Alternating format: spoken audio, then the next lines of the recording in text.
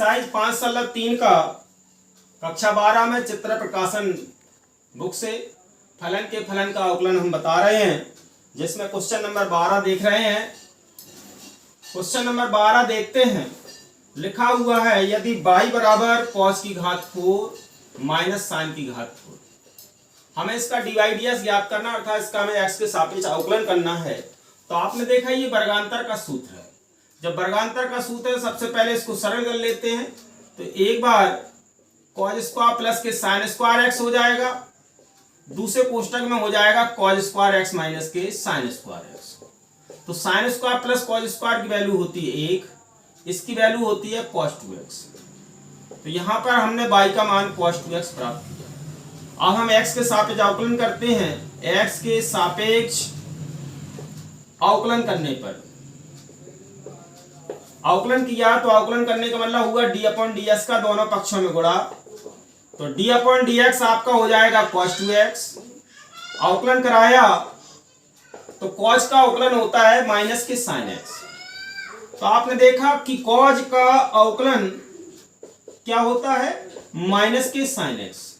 तो आपने देखा यहाँ cos का अवकलन माइनस के sin x हुआ, तो आपने देखा ये x है, जबकि यहाँ पर x के स्थान पर क्या दिया गया है, 2x दिया गया। तो यहाँ पर हमें 2x रखना पड़ेगा।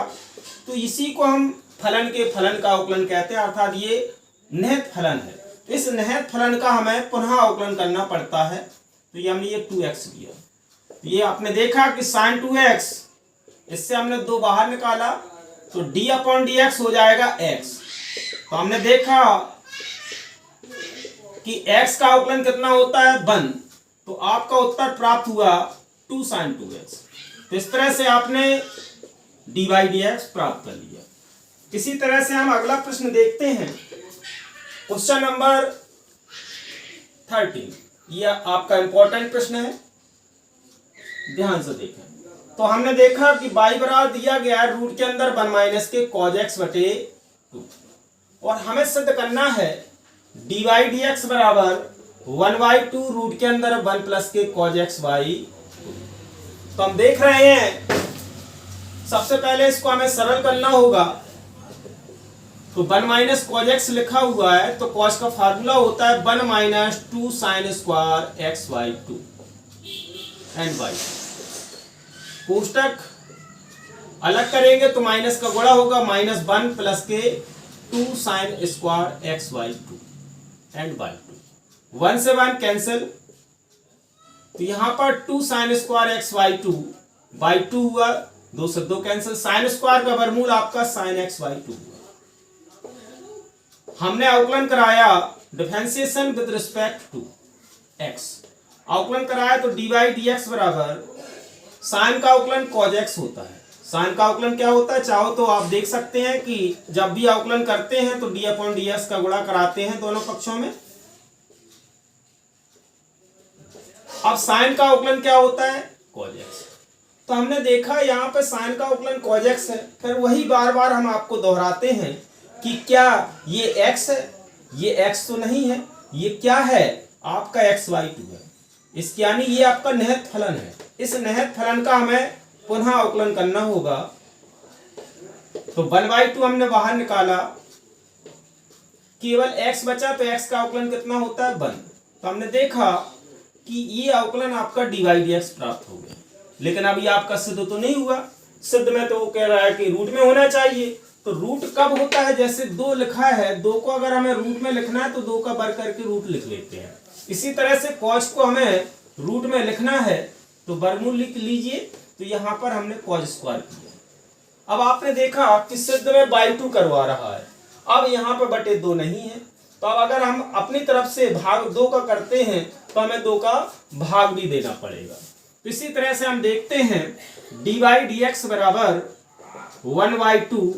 तो हमने इसमें 2 का गुणा कराया। अगर 2 का गुणा कराते हैं तो 2 का हमें भाग देना पड़ेगा। इसी तरह से 1 इसमें जोड़ा और 1 हमने इसमें घटा दिया और बाई 2। आप देख रहे हैं कि 2 cos square x by 2 minus 1 किसका फार्मूला होता है, cos x का फार्मूला होता है। किसका फार्मूला होता है, cos x का। इस तरह से हमने आपको ये सिद्ध करके दिखाया। यहां पर सूत्रों का प्रयोग कौन कौन सा हुआ? हमने देखा कि cos x का फार्मूला जो होता है, एक होता है 1 minus 2 sine square x by 2 और एक cos x का फार्मूला होता है 2 cos square x by 2 minus 1। यहाँ पर 2 cos square x by 2 minus 1 का फार्मूला कितना है? cos x।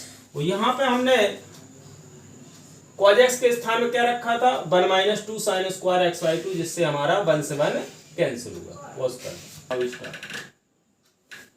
हम क्वेश्चन नंबर 14 देख रहे हैं, तो इसका हमें अवकलन करना है। तो यहां पर आपका अंश बटे हर आ गया।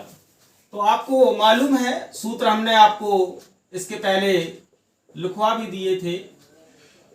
तो अंश बटे हर का सूत्र होता है हर ज्यों का त्यों डी अपॉन डी एक्स अंश